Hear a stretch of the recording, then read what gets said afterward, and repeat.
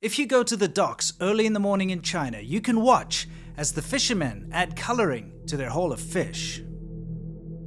This woman is taking old manky meat and painting it red so it looks juicy and ready to sell again. And this man is spray painting a duck to make it look like a mallard. And this? Well, we'll get to this. By now you're probably starting to wonder what this painting nonsense is all about and why China seems obsessed with unnaturally painting things to make them appear to be something they're not. Well, let's get those clips I showed you in the beginning out of the way first, because I have quite a lot more to show you. Firstly, the fish. These are very sought after fish in China. They're called tofu fish, and they're a very soft and mild white fish. The problem with these fish is that they're very hard to transport and expire very easily, as they have very soft translucent skin and don't have any scales. So you have to buy them fresh. So the way to check if a fish is fresh is to look at their gills, to see if the gills are still pink or red, a kind of pinkish red. If they've gone grey, then you know it's not fresh and you should avoid buying it. With tofu fish, you actually don't need to check the gills because of the translucent skin. If they're still pink, they're fresh. If they're grey, then give them a skip. And that's what these fishermen are doing here. They're adding red dye in order to deceive the markets into thinking they're fresher than they actually are. And that way they can cheat more money from the end consumer.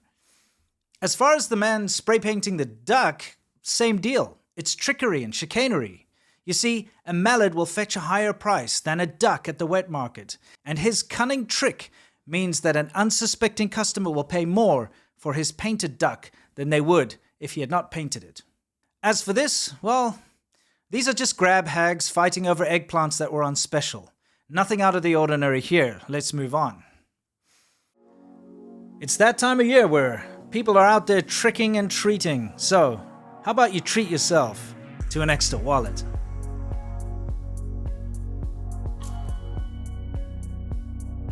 Extra wallets are tough, high-tech with built-in RFID blockers, stylish, sleek, and suitable for all occasions no matter where you go, whether you're hiking in the mountains or going to a black tie event.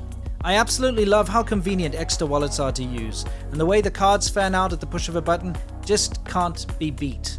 There's no fumbling about, and you no longer have a big thick wallet in your pocket that's really getting in your way. You may not know this, but Extra is known for inventing the first trackable wallet, and now they're on a mission to upgrade the rest of your carry essentials. They make sustainable wallets, bags, and accessories that help you get more out of every day. Right now, Extra has a site-wide sale with a 25% discount. If you go to shop.extra.com/serpent today, you're going to get a fantastic discount and get up to a 30% discount when you use the code SERPENTZA at checkout until November 10th. And now, back to the show. So, back to painted meat. Wet markets are how the majority of households get their groceries. More like groceries, if you get my drift. Sorry, that was terrible. It may come as a surprise to you, but the majority of Chinese households do not keep refrigerated meat and vegetables. Buying fresh meat and vegetables each day and consuming them the same day is just the way things are done in China. Sounds healthy, right? Wrong. It would be healthy if it wasn't for the absolutely unsanitary wet markets and all the shortcuts and trickery involved. Here, we have a husband and wife butchery team at a wet market. Once again, dyeing the meat to make it look fresher than it really is. Chicken starting to look a little pale and off?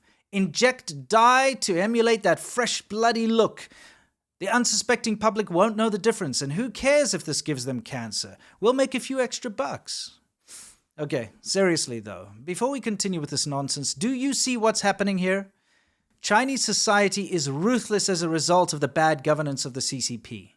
The Chinese people suffer at the hands of these tricksters who themselves are Chinese people being tricked by others. Can you understand just how devastating this all is to the level of trust people have in one another in mainland China? China is a low-trust society. And if you yourself come from a high-trust society, you will be taken advantage of and easily fleeced, bamboozled, and exploited. But back to the questionable painting of edibles. Chou tofu, or stinky tofu, is an incredibly popular street food, and it gets its black color due to a lengthy fermentation process. But why waste time making the real thing when you can just use chemicals and paint to make them look like the real thing? The people you swindle won't know the difference after all, and again, since we're using trickery here, these chemicals haven't undergone any sort of health study or trial. But, as we know, cancer is a slow killer, and they'll never be able to trace it back to us anyway, right? 用科技需要1个月吗？最多3分钟，这就是3分钟出来的效果。 Chemicals, paints, dyes, and trickery can be used to make all sorts of convincing foods that can be sold to the unsuspecting people in China. Spam? Fake eggs? Yes, I'm not making this up. I mean, it doesn't seem like a logical thing to make an egg. Surely they're cheap enough just to raise a couple of chickens, but no. Eggs are made on an industrial scale, especially for applications where it's not easy to spot, like inside mooncakes, which are a must-have item during the Mid-Autumn Festival. The egg yolks inside of the mooncakes are very often faked, made with chemicals. And of course, whole eggs are made. I'm not making this up. But there's more. Things like meatballs, fake marbled meat, and don't throw out those rib bones we found in the trash because we can use them to make fake ribs. Heck, even fruit isn't exempt. Remember, a more vibrant and colorful red apple will sell better than a dull one. Chemicals to the rescue, once again. And once we've had our fill of painted meat and cancer fruit, we can wash it all down with a chemical mixture that looks and tastes exactly like beer. So, what is the point of me showing you all of this, really? Well, I'll tell you. It's difficult to understand why there is so much mistrust, trickery, and fraud within Chinese society. I'm here to help you see why and also show you what it is that Chinese people have to put up with on a day-to-day basis. It hurts the honest people of China the most, and it hurts you when doing business or dealing with China, as you absolutely will not understand why it is that businesses so easily take advantage of your trust and why being scammed is such a common occurrence. Remember, China is the land of shortcuts and facades. Knowledge is power, and forewarned is forearmed. Until next time, unlike these meat-painting scammers, stay awesome. Oh, and don't forget to check out my Friday show. It's a live show where I cover the news, everything to do with China, the funny stuff, the serious stuff, and everything else in between. I can't wait to see you there. And until next time, you know the drill. As always, stay awesome. 好，我这，哎，我这。